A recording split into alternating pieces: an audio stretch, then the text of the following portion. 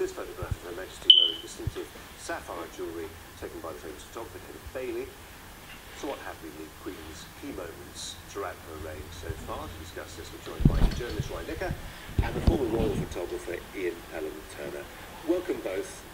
Roy, let's start with you. It's always said on Jubilee days like this that obviously there's a sense of marking an occasion, but it's also a sad day, this, for the Queen. Always, very much so, and because of that very reason, she always spends it privately at Sandringham, the place where her father, George VI, died in his sleep. For her, it's a very personal time, a very personal memory. For her, Jubilees are not really so much about her great achievements. Her aides always say it's more about reflecting the day her father died. But and she's not going to be out and about today. Buckingham Palace has said she wants to remain at Sandringham, marking it privately. But of course, she can't stop everyone else marking it and celebrating it, as people are across the Commonwealth and throughout the world.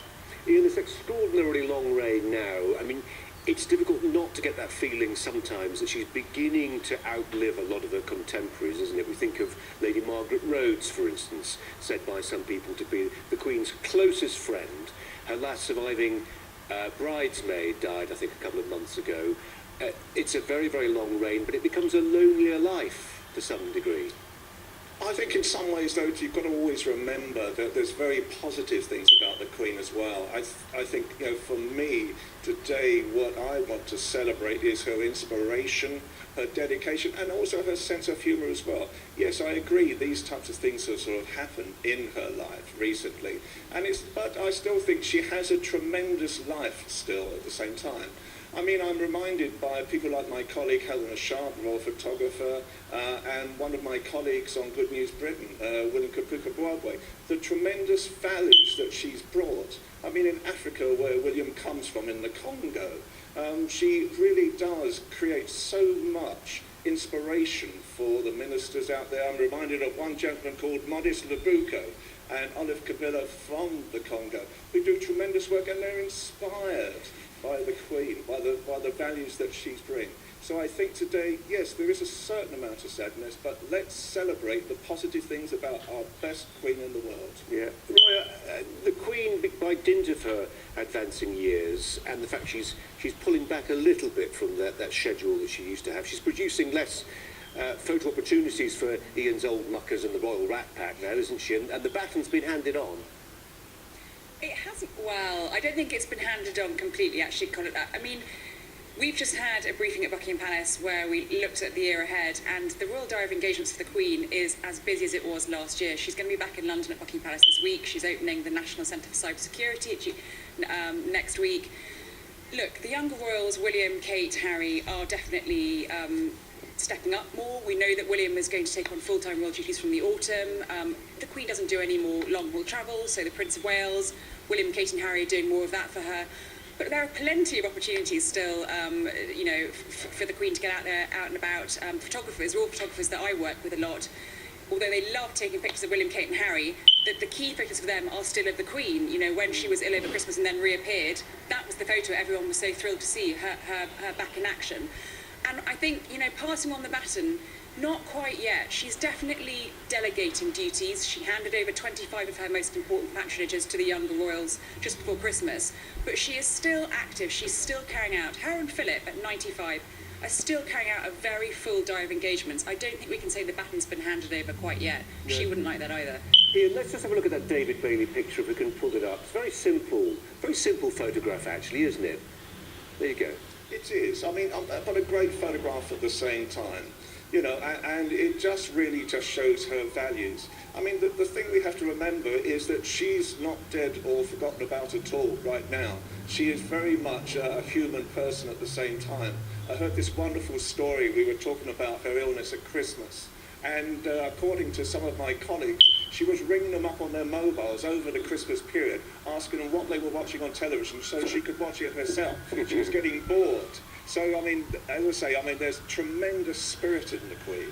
And sort of photographs like this, I think, emulate the spirit, the look in her eyes, the passion that she still has for all the people in the Commonwealth and especially in Britain.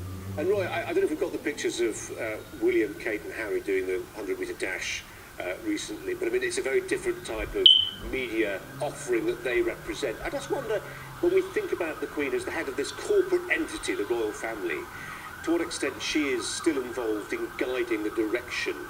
You know, it's one thing, you know, I was just thinking about those images of them doing the sprint and how it cut, on one level it sort of conjures up memories of that dreadful thing in the 1970s. Remember the thing they did, Roy, where the royal family, it's a royal knockout. Oh dear, yes. They won't forget that, don't they? Is she still in charge of this entity?